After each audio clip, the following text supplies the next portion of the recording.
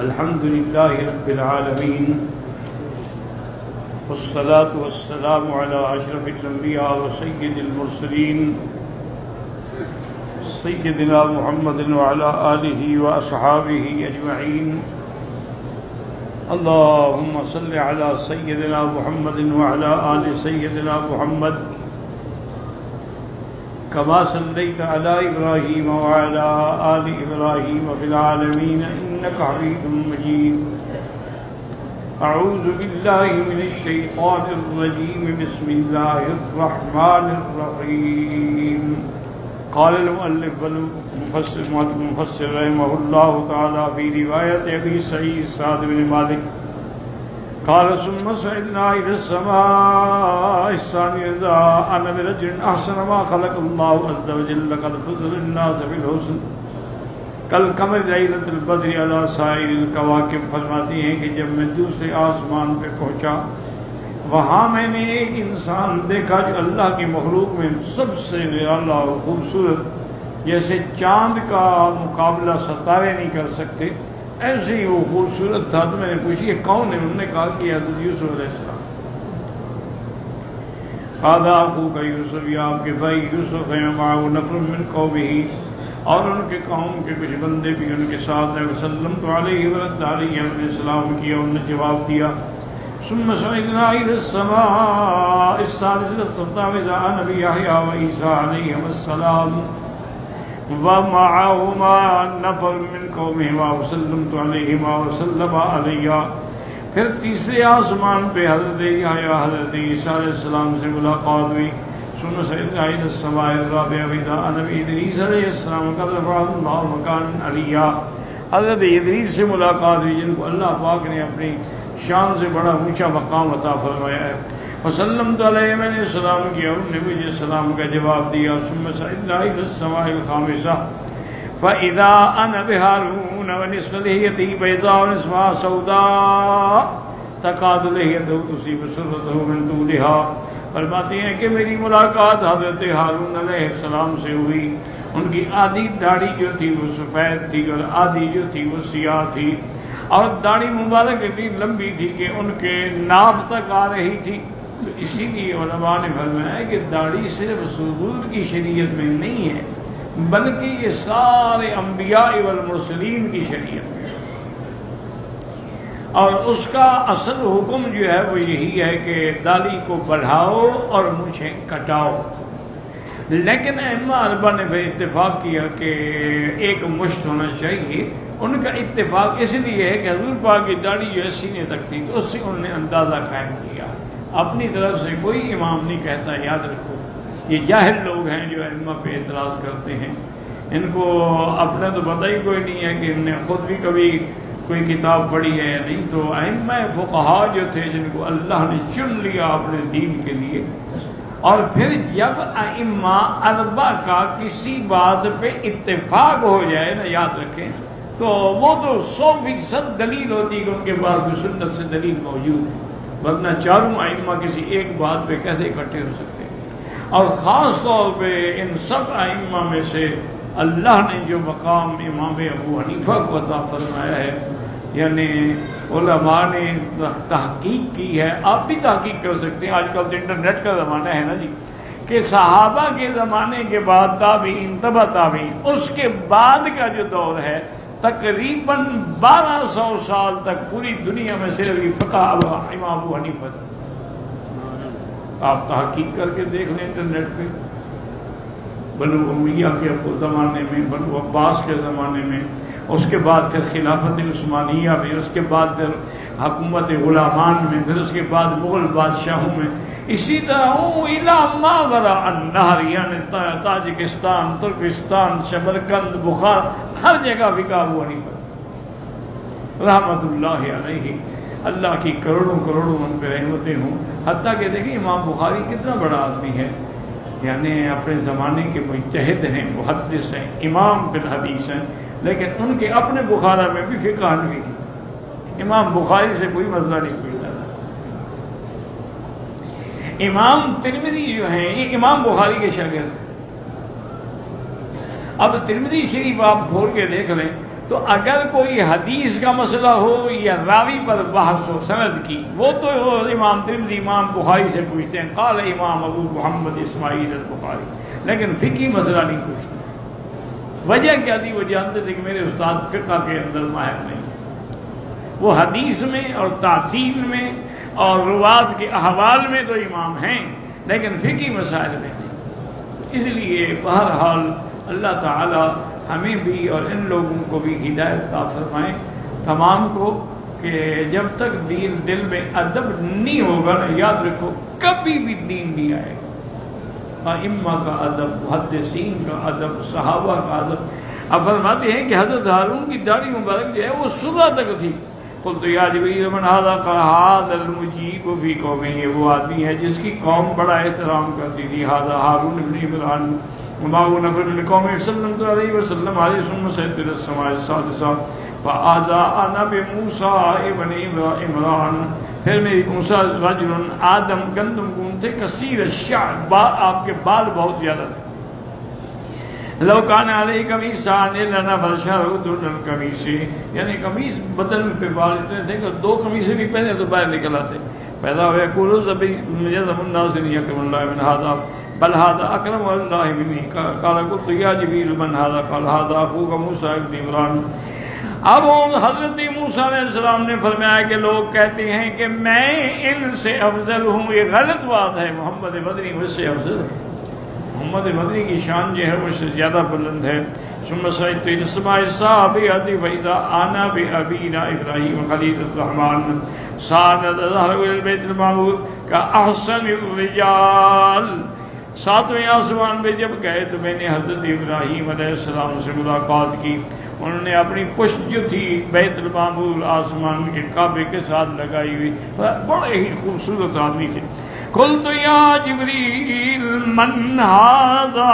یہ کون ہے؟ قال ھذا ابوک ابراہیم خلیل الرحمن صلی اللہ علیہ وسلم علیہ فاذا انا بامتی شطرین شطرن علیہم ثیاب بیض کانھا القراطیس، کہ میں نے دیکھا اپنی امت کے دو جماعتیں ہیں، ان پر ایک پر جو قمیص ہیں وہ تو سفید بھی ہیں اور دوسرے جو ہیں وہ سیاب الرود یعنی وہ کیری کے رنگ کے ہیں۔ قال دخلت البیت المعمور الذین علیہم ثیاب البیض وحجب اللہ، جن کے کپڑے سفید تھے میری امت کے، وہ میرے ساتھ بیت المعمور میں داخل ہوئے، اور باقی جو تھے ان کو روک دیا گیا، لیکن وہ بھی ٹھیک ہے۔ وصلیت انا ومن معی فی البیت المعمور، میں نے وہاں بھی نماز پڑھی۔ ثم خرجت انا ومن معی قال البیت المعمور یصلی فیہ کل یوم 70,000 ملک لا یعودون الی یوم القیامہ، اس اللہ کے کعبے میں 70,000 فرشتہ روز طواف کرتے ہیں، نماز پڑھتے ہیں، پھر قیامت تک ان کو موقع نہیں ملتا۔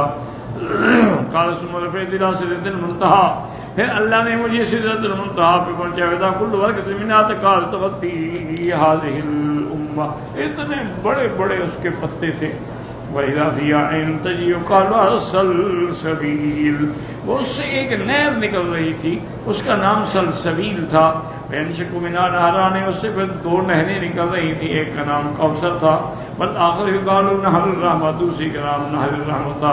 فاغتسلت فیہ فغفر لی ما تقدم من ذنبی وما تأخر، میں نے وہاں غسل بھی فرمایا۔ ثم انی رفعت الى الجنة فاستقبلتنی جاریۃ فقلت من انت یا جاریہ، کہتے ہیں کہ میں جنت میں داخل ہوا تو میں نے وہاں ایک لڑکی دیکھی، میں نے کہا کون ہو تم؟ قالت لزید بن حارثہ، نے کہا میں حضرت زید بن حارثہ کی باتی ہوں۔ فَإِذَا بِأَنْهَارٍ مِّن مَّاءٍ غَيْرِ آسِنٍ، میں نے دیکھا کہ ایک نہر ہے ایسے پانی کی جس کے اندر کوئی تغیر نہیں۔ وَأَنْهَارٍ مِّن لَبَنٍ لَّمْ يَتَغَيَّرْ طَعْمُهُ، اور ایک نہر دودھ کی ہے جس کا ذائقہ بھی نہیں بدلا۔ وَأَنْهَارٍ مِّن خَمْرٍ لَذَّةٍ لِّلشَّارِبِينَ، اور ایک نہر جو ہے وہ شراب کی ہے جس میں لذت ہے پینے والوں کے لیے۔ وَأَنْهَارٍ مِّن عَسَلٍ مُّصَفًّى، اور ایک نہر ہے جس کے اندر خالص شہد ہے۔ وَإِذَا رُبَّانُهَا كَالدِّرَاعِ ذِي عَذَبٍ، وہاں کے جو انار تھے وہ اتنے بڑے تھے جیسے یعنی ڈول ہوتا ہے بڑا پانی نکالنے والا۔ فَإِذَا نَبْتَيْرِهَا كَأَنَّهَا بُخْتِيكُمْ هَذِهِ پھر میں نے دیکھا پرندے اپنے بھائی یہ بختی پرندہ نے اس کی شکل تھی. فَقَالَ إِنَّ اللَّهَ تَعَالَى قَدْ أَعَدَّ لِعِبَادِهِ الصَّالِحِينَ اللہ نے اپنے نیک بندوں کے لیے جنت میں ایسی چیزیں رکھی ہیں مَا لَا عَيْنٌ رَأَتْ جس کو کسی آنکھ نے دیکھا نہیں وَلَا أُذُنٌ سَمِعَتْ وَلَا خَطَرَ عَلَىٰ قَلْبِ بَشَرٍ قَالَ ثُمَّ أُعِدَتْ لِيَ النَّارُ پھر اللہ نے مجھے جہنم بھی دکھلائی. فَإِذَا فِيهَا غَضَبُ اللَّهِ اللہ کا غضب اللہ کی تنبیہ بدل تو یہ فی الحجاز حدیدہ کا لطھا ثم اویت دونی اگر اس کے اندر لوہا بھی ڈالیں پتھر بھی ڈالیں تو اس کو بھی وہ پگھلا دے دینی پھر اس کو بند کر دیا. ثم انی رفعت الى سدرۃ المنتہى فتغشى لي فكان بيني وبينه قوسين أدنى وقال وينزل على كل ورقة منها ملك ملائكة اس کے ہر پتے پہ اللہ کے فرشتے تھے. فرضت لي 50 صلاة أخرى وقال لك بكل حسنة 10 فإذا هممت بالحسنة تعملها اور اگر تیری امت نیکی کا ارادہ کرے لیکن نہ بھی کرے تو میں نیکی لکھ دیتا ہوں اور اگر کرے تو میں 10 گنا ثواب دیتا ہوں. وَإِذَا هَمَّ سَيِّئَةً فَعَمَلَهَا اگر برائی کا ارادہ کرے لیکن برائی نہ کرے تو میں نہیں لکھتا. فَإِنْ عَمِلْتَ كَتَبْتَ لَكَ سَيِّئَةً وَاحِدَةً اگر کرے تو پھر ایک برائی لکھی جاتی ہے.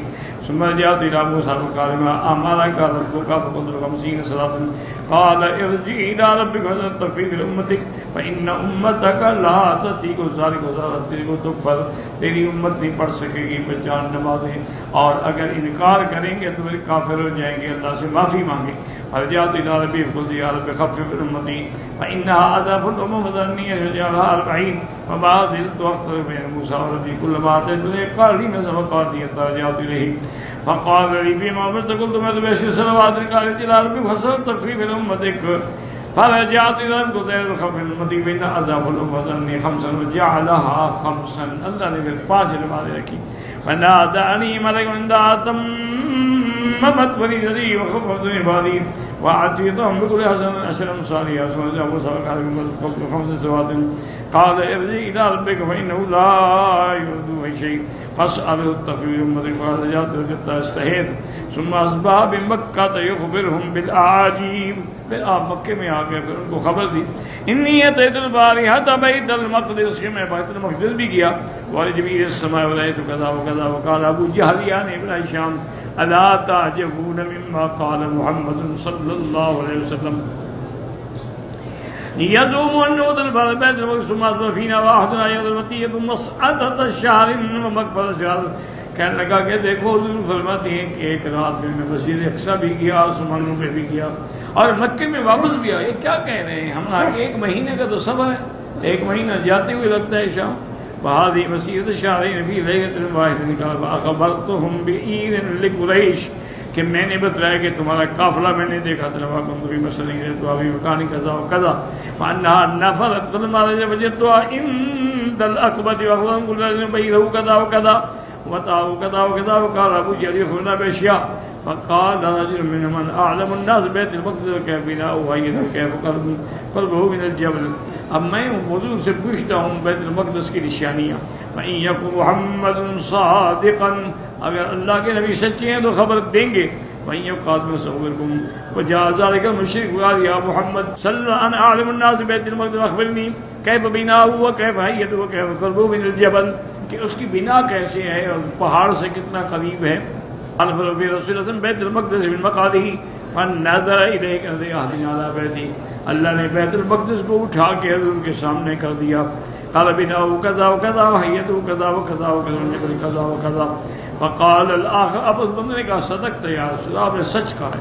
فرجل وقال صدق محمد فيما قال من هذا الكلام وقد رواه الإمام الجاوزي بطوله محمد صلى عن معمر النبي هارون العبدي وعن الحسن يحيى عن ذاك مع النبي هارون العبدي به ورواه أيضا بن إسحاق حدثني روح بن القاسم النبي هارون به نال سياق المتقدم ورواه نياد النبي عن عبد النبي الصمد بن العزيز بن عبد الصمد عن أبي هارون العبدي النبي سيدنا الخدري رضي الله عنه بسياق طويل حسن أنيك أجود مما ساقه غير ولا غرابة بما ذكر.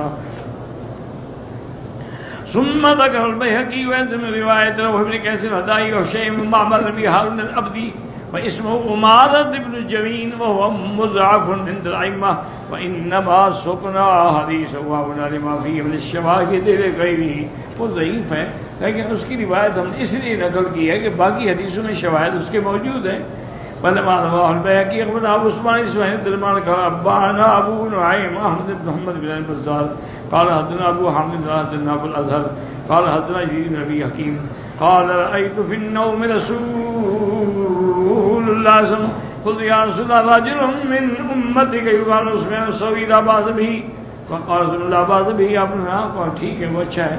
حدثنا ابي حرب دي ابي سيد خديان قال صلى الله عليه وسلم قلت رأيت السماء فحدثتك الذي قال نعم فقلت يا رسول ان الناس من امتك يحدثون عنك في السر بعجائب وقال ذلك حديث القصاص. تو میں نے یہ بھی کہا خواب میں حضور سے کہ آپ کی امت کے کچھ لوگ تو بات عجیب عجیب باتیں بھی کرتے ہیں. اب وہ قصہ گو لوگ ہیں، جو حقیقت ہے وہ میں نے بیان کر دی ہے. واللہ اعلم.